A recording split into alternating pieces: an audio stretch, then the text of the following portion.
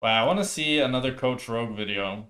Don't you hate it when there's a bunch of crazy fighting level 1 and you're left so low on health you can't even finish off your first jungle camp because Yeah, it will literally kill you in one auto attack? yeah. Recalling to get health back is an option, I guess, but that'll slow your clear down by over 30 seconds, putting you massively behind. Yeah. So, what should you do? Well, one little known fact is that while in combat with monsters, your pet will actually heal you. Yeah. So, you can actually attack the jungle monster and then instantly run away from it so it doesn't hit you back. This will begin healing you as your jungle pet attacks it. You usually only need to kite it until it resets just once, and that should give you enough health in order to take your first camp of the game and get started on your clear without wasting too much time. That's smart, actually. I didn't realize you healed that much. What are your This thoughts on trick is Saya and also Yunara in this patch? Any specific ADCs you recommend? I think Yunara and Tristana are very good. Saya is kind of whatever. something very commonly used by ranged champions in bot lane who take Doran's Blade. While waiting for This shit used to be really good. Now it's like not that useful. your opponent to push in away for A little now. You used to be able to... The Gromp used to heal you. And you could do the Gromp and you would get a bit of health. example, And it was easy as fuck to do as an ADC. Like a bot lane. You did it with your support. you can simply walk over But now these shit... This is like a fucking Baron Nashor. At 10 minutes, it's a Baron Nashor, bro. You try to hit this Gromp, it's gonna one-shot you. and just start attacking it from outside of its attack range as a way to lifesteal for free in between minion waves, especially This one is pretty... useful on Aphelios who has Red Gun. Another trick that is mainly used by support and jungle is trinket swapping.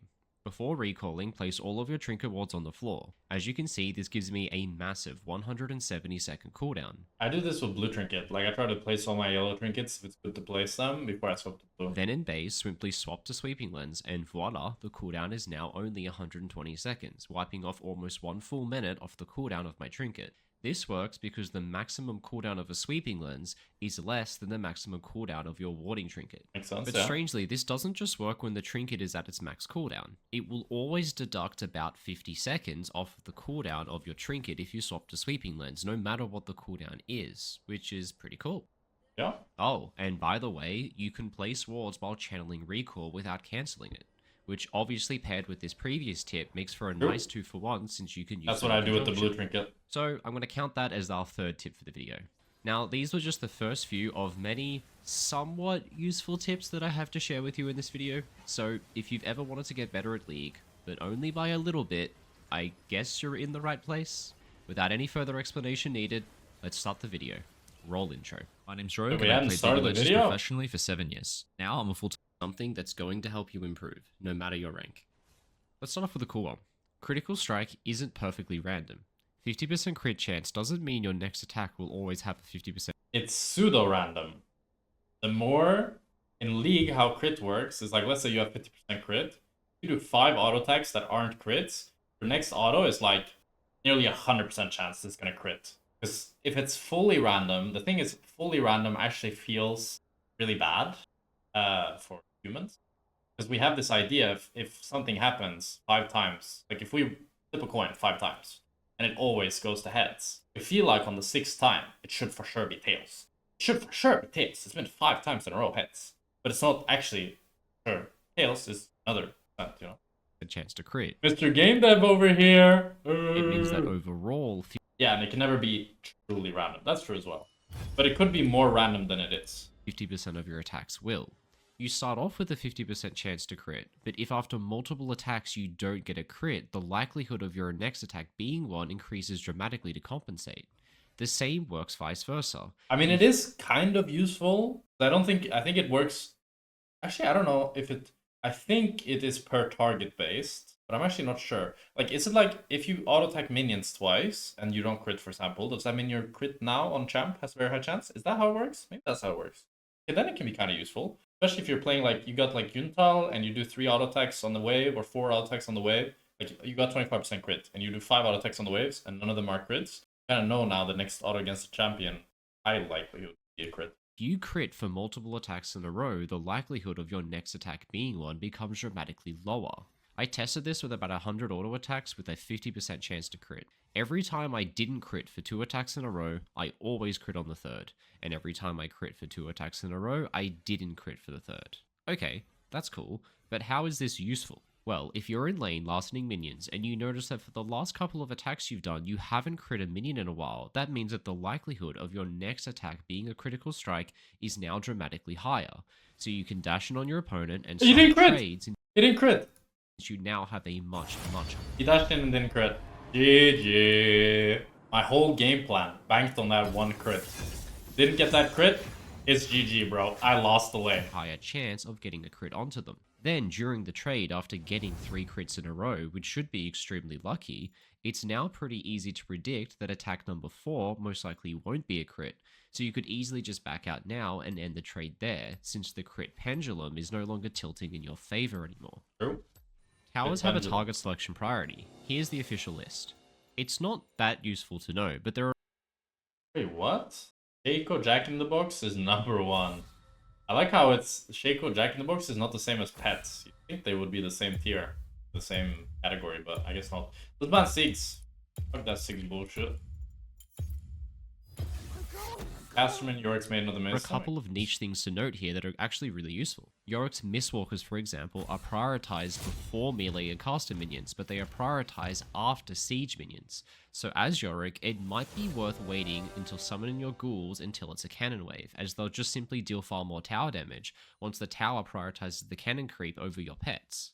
Another thing to note is that all pets in the game are prioritized before minions, which means that a tower will always turn and kill Malzahar's Voidlings or Heimerdinger turrets first. Yep. But the trick is, if a tower has locked onto a target, it cannot switch target to a non-champion for any reason once they've locked onto one. So if you want to get max tower damage, wait until the first melee minion dies to the tower, because it dies in just 3 shots.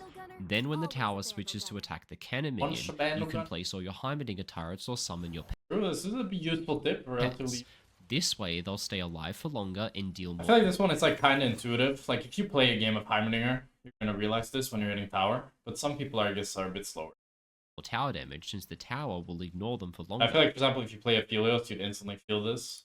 I found this one to be really useful when playing a Zyra support, for example, since you can just spawn a plant on. How does crit work with Sundered Sky and more critical items? My first auto is guaranteed to. My second auto crit is my third kit guaranteed not to. I don't know. I don't know if the first crit counts as a crit. Like, does it count as an RNG crit when it's a guaranteed crit with Sundered Sky? I don't know how it works. Beneath the opponent's tower, and if the tower is already locked onto your cannon minion, it will just ignore the plant entirely and leave your opponent to get abused by plants under tower, since the tower just doesn't help. Doing Void Grubs as a family is fun, but you may be hurting your jungler by doing so. Furthermore, if you take Void Grubs with multiple people, the amount of XP given is shared amongst them all. Here I take Void Grubs solo with no help from anyone else. After killing all 3 of them by myself, I finish with 464 XP. Let's remember that. Yeah. Now when I replay the same situation, but with Orianna this time leashing the Void Grubs for me, but still giving me the last hits, I end up with 347 XP. Sounds pretty good. Brianna gets 347 as well, no? While she gets 117. Oh. Wait, so the last is what gives it done. Never mind, I thought she would share 50. If you add these 2 amounts up, it ends up being the same total of the XP. No, so you don't get more XP. Normally you always get more XP if you share, like, a higher total. But both get less. That I got by myself when I sold the Void Grubs. The only difference here is that it is now slightly split up amongst 2 people. So I guess a very small optimization you can make as a support player is to just not hit the Void Grubs, so you don't get an assist for taking them, thus not leeching XP off of your jungler, if they're close to dead, I guess. When you take a tower plate, its armor increases as a result of doing so. So in the very specific situation where you have the rune demolished, but it's not yet stacked on the tower, and you hitting the tower would break a plate, you're better off not attacking the tower until after your demolish stacks. Breaking the plate would increase its armor, and if you proc your demolish after it increases its armor, the demolish would deal far less damage. So overall, you can deal more tower damage by waiting to proc demolish, since it'll do a burst of damage against the tower with far less armor since the plate hasn't He kind of did the same amount of damage, though. been broken yet. Here's a montage of useful but difficult to place wards. The bot side tribush Are one we is definitely the brain harder rotting? of the 2, How's this brain rotting? It's just. but I've managed to get both of them to be very consistent, even with Smartcast on. The 2 harder but even more useful wards are this one, obviously useful for a team starting Dragon, and this one over the back of Baron Pit, which as you can see is the final boss of hard to place wards. I am struggling. I've never had the balls to attempt this one in a real game, but you can imagine if you got this consistent and did it in a real match, holy crap, this one ward during a Baron contest could win you the entire game. Ah, what a lovely day to take a stroll through the jungle. Oh look, a red buff. I'm an ADC. I love red buff. Let me take that real quick. Wait! Don't take that yet, Ash. You've been making a huge mistake. Look at the time. It's just a couple of seconds until this one's a 25 good one. minutes. How about you just stand there tanking that buff for a few more seconds? Voila. The red buff is now corrupted. Now you can kill it, Ash. Since you were patient enough to wait, your entire team gets to share the red buff with you. This is a good one. How This is a awesome good is one. that? Oh, what a lovely day to go for a stroll. Oh, look, a blue buff. I'm a Same mage. for blue buff. If you are like taking a buff at 24 minutes, something, you're trolling. Just wait until 25 minutes, you get an upgraded buff, you're big chilling. Another thing is like that people don't think about, it's like, let's say after a fight, your whole team died, and you're the only person alive. Don't do red buff. Then only you get red buff. You should just wait until your team spawns, and then you do red buff. Like the two things I see people do wrong with red buff and buff. Never do those 25 minutes, good to know. Yeah, it's because like Nash spawns, so the rift gets corrupted.